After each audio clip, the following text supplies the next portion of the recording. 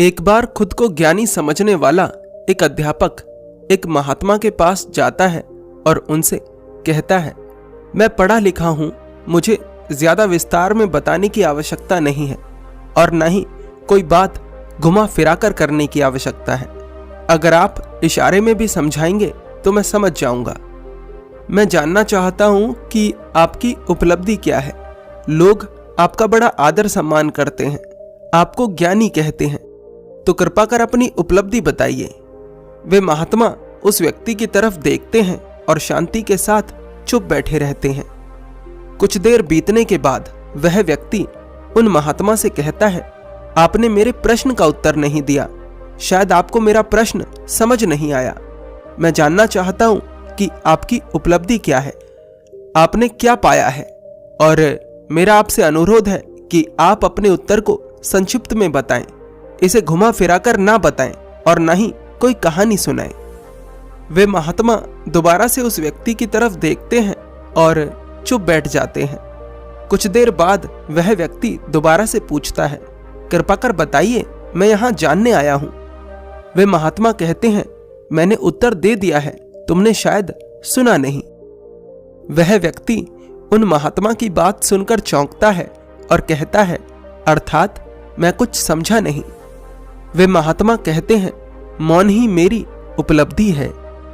वह व्यक्ति कहता है, नहीं, इससे काम नहीं चलेगा, मेरे उत्तर के लिए शब्दों का प्रयोग करिए, कम ही शब्दों का करिए परंतु करिए।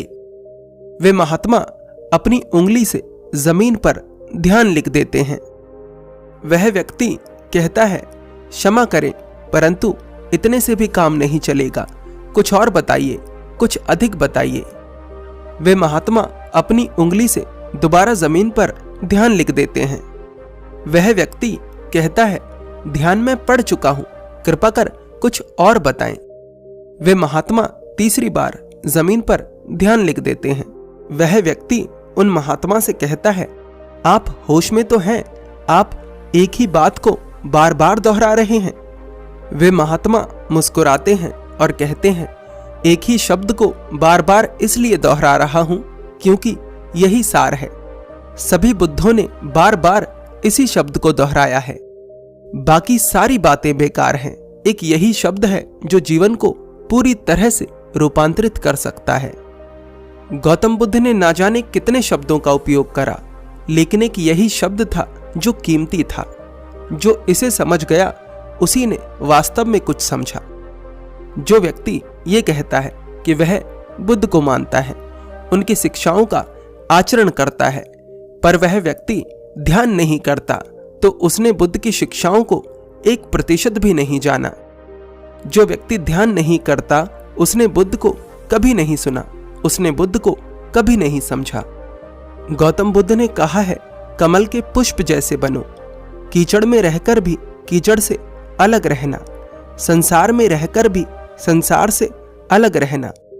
संसार में रहकर संसार से अलग होने की आवश्यकता इसलिए है क्योंकि संसार में हम अपने लिए दुख के बीज बो रहे हैं। हम अपने आप को शरीर से ज्यादा कुछ नहीं समझते। संसार में रहकर संसार से अलग होने का माध्यम है ध्यान। एक और छोटी सी कहानी आपको सुनाना चाहता हूं। एक महात्मा अक्सर अपने शिष्यों को सिखाया करते थे कि पानी से गुजरो पर पानी तुम्हें छुए ना। अपने गुरु की बात सुनकर शिष्य बड़ा चौंकते थे क्योंकि यह बात समझ में नहीं आती थी। शिष्य सोचते थे कि यह बात कैसे संभव है, पानी से गुजरेंगे तो पानी तो छुएगा ही।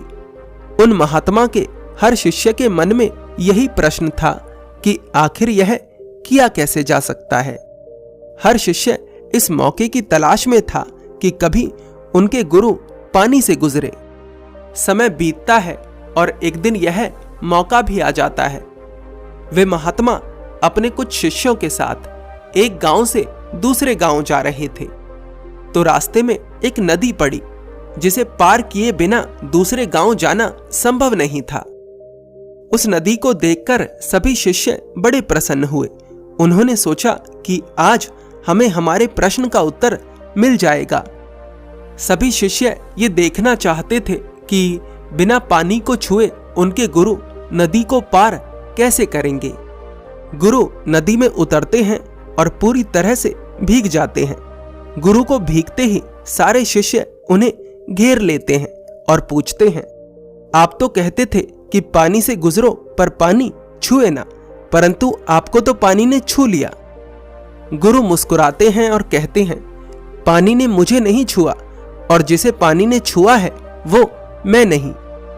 अभी तुम खुद को केवल शरीर समझते हो। जिस दिन तुम ये जान लोगे कि तुम शरीर और मन से भी कुछ अलग हो, उस दिन तुम पानी से गुजरोगे और पानी तुम्हें छू नहीं पाएगा। पर उसके लिए तुम्हें ध्यान करना होगा। इन दोनों कहानियों का निचोड़ है कि ध्यान करो। अगर कल तक नहीं करा था तो आज से शुरू करो। आज का दिन एक नई शुरुआत के लिए बहुत अच्छा है। आज हमेशा ही अच्छा होता है, बस आपको अपना नजरिया बदलने की आवश्यकता है। चिंता, दुख, दर्द, पछतावा, समस्याएं, ये सभी मन की माया का जाल है और इनसे मुक्त होने का एक ही तरीका है, ध्यान। इसलिए समझदार बनिए और ध्यान करिए।